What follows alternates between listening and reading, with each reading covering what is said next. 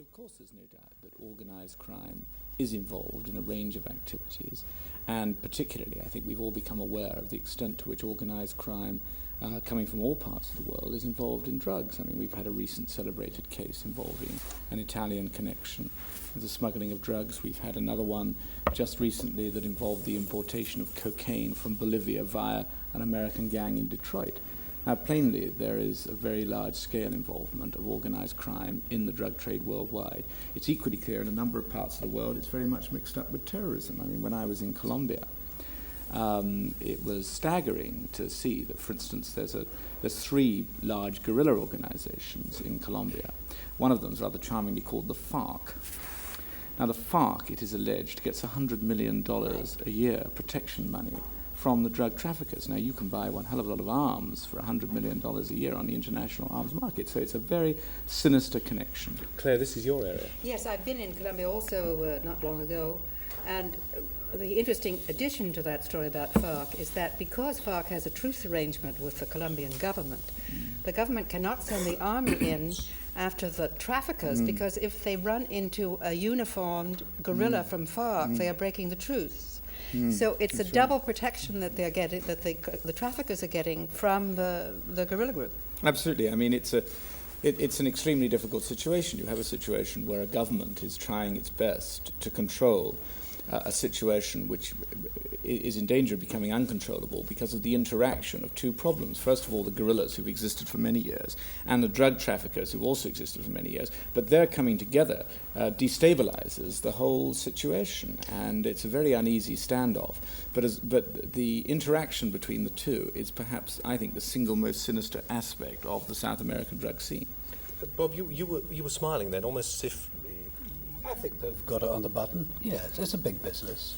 There's a lot of terrorists. You know, if you go onto the streets, you know, anywhere in America, and you have to borrow $1 million, $2 million, you pay the vicarage, I think it's 3 points, as 2 points for collection. That money is then used by someone to go buy arms. The arms goes to South America. The arms then are sold for drugs. Then the drugs comes into the United States of America and guaranteed to come in by the government. The government is behind it too, the CIA. It comes in and everybody gets their money back and the streets are laden with drugs. You know, this is a fact. But you must remember the amount of money involved. These people have their own ships, they have their own armies, they have everything going for them. You are talking about the biggest growth industry in this world today, and the quicker we all realize it, the better. It'll take over. Because what the hell do you do with this amount of money which is earned every year? Where does it go? And what businesses, you know, if this amount of money is earned, and which it is. This is fact. You can go to Washington and find this out. This money is going to be put to some use. What is it put to? It's going into investment Put presidents into power, put unions into power. What do you think? Going into dockland at the moment in this country. It's possible. There's quite a bit of it going into the city, coincidental with the Big Bang. There's a lot of it going into shares portfolio in this country. A lot of it being laundered that way and coming back clean the other way of it.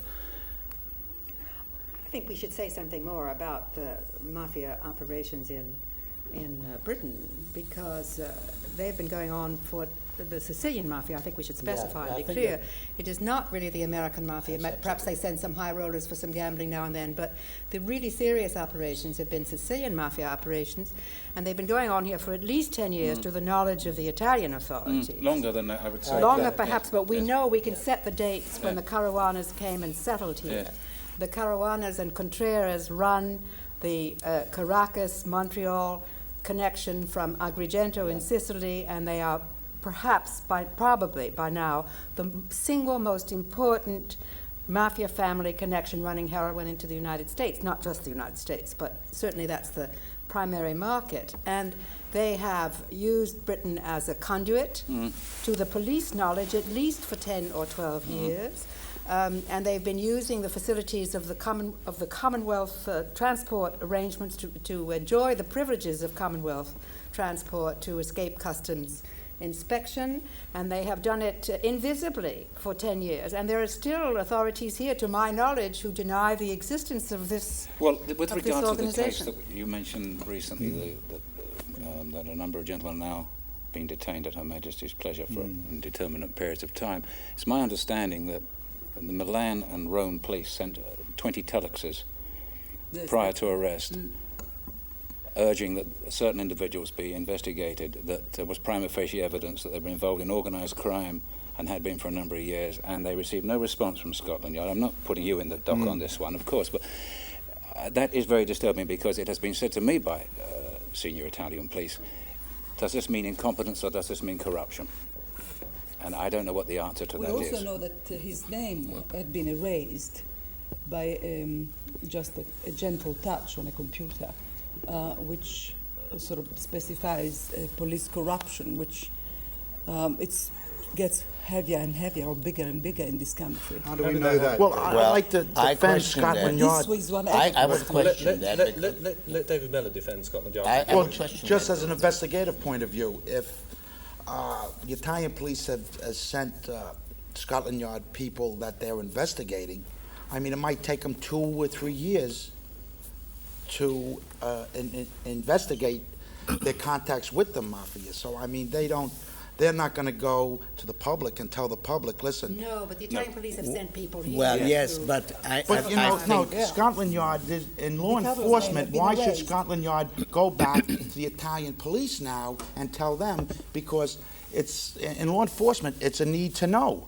So, like when we were doing all the work in the United States on the Sicilian Mafia and the Italian Mafia around Rome and You weren't Milan, telling the Italian? and they weren't telling us because it's a need to know. But why does everybody get so excited? I mean, that Scotland because you're Yard, dealing we with have got people's this legend lives. about Scotland Yard's cleanliness. I'm afraid it's one of the legends of yestreen and no longer true. And as you know, Mr. Dick was saying, the money is huge. In the late 70s, in one of these mafia cases here in London, 2 of the defendants escaped, and escaped from a magistrate's court, from a guard room. It was locked, but then there was a convenient hole which had been cut on the roof, and under there was a convenient car, and the guards had been conveniently doing something else, and so the policeman, and apparently was £300,000 were paid for that. Well, it's just the point you're making. Well, The quantity of money you can corrupt. I- But those are instances. No, I'm There's- sorry. Alex May. I'm sorry, but what I would like to say is I happen to know both cases fairly well. I'm not, I don't like to go in what is commonly known as a cop-bashing exercise. See? Thank you. I think that there is a lot of exaggeration. First of all, if 20 telexes were sent from Italy, the person was shown 20 telexes. The question is, did the telexes go up?